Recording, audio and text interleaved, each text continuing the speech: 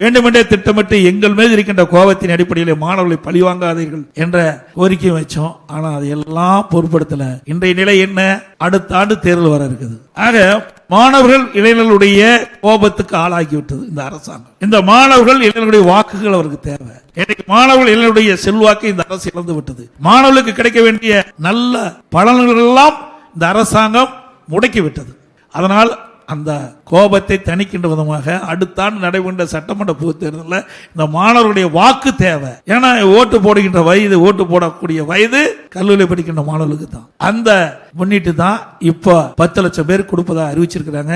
சரி, அதை கொடுப்பது வரவேற்கத்தக்கதான். ஆனா எப்ப கொடுத்திருக்கணும்? இந்த கல்லூரி திறப்பதற்கு முன்பு கொடுத்திருந்தாலோ, இந்த கல்லூரி திறக்கின்ற பொழுது இந்த அறிவிப்பை கொடுத்திருந்தாலோ, இந்த மாணவ செல்வங்கள் கடனுடனே வாங்கி இந்த ஏழை குடும்பத்தில் பிறந்த மாணவர்கள், நடுத்தர குடும்பத்தில் பிறந்த மாணவர்கள் எல்லாம் இந்த மடிக்கணினி தவிர்த்திருக்கலாம். ஆனா இன்றைய நிலை என்ன? இடையில ஒரு 5 மாதம் கழிச்சு கல்லூரியிலிருந்து படித்துக் கொண்டிருக்கின்ற இந்த காலகட்டத்தில் ஒரு 5 மாதம் கழித்து இந்த மடிக்கணினி கொண்டிருக்கிற திட்டத்தை கொடுக்கணும்னு அறிவிச்சிருக்காங்க.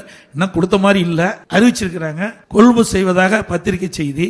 இப்போ கொடுக்கறதுனால எந்த பலனும் ஏற்பட போவதில்லை. ஏன்னா அவர்கள் ஏற்கனவே மடிக்கணினி வாங்கிட்டாங்க. ஏன்னா கல்வி தொடர வேண்டும் அல்லவா? அது இறுதி ஆண்டு படிக்கின்ற மாணவர்கள் 2 மாதத்துல அந்த கல்வி முடிச்சு அதில் வெளியில டிகிரி வாங்கி வெளியில போகணும். பட்டப்படி படிக்கக்கூடிய 3ஆம் ஆண்டு மாணவர்கள் அந்த படிப்பை முடித்து வெளியிலே செல்லக்கூடிய சூழ்நிலை. இப்படி இந்த அரசாங்கம் திட்டமிடாமல் இந்த செயல்பாடினால் மாணவர்களுக்கும் பலன் இல்லை. ஒவ்வொரு திட்டமும் ஒரு அரசாங்கத்தை செலவழித்து தான் திட்டத்தை நிறைவேற்றாங்க. அப்படி அந்த திட்டத்தை நிறைவேற்றுகின்ற பொழுது இந்த திட்டம் சரியான காலகட்டத்திலே, உரிய நேரத்திலே, நீங்களாம் குறிப்பிட்ட உரிய நேரத்தில் அது அந்த மாணவனுக்கு கிடைச்சா தான் அந்த மாணவனுக்கு பலன் கிடைக்கும், நன்மை கிடைக்கும். ஆனா இந்த ஆட்சியில் அப்படி கிடைக்கல.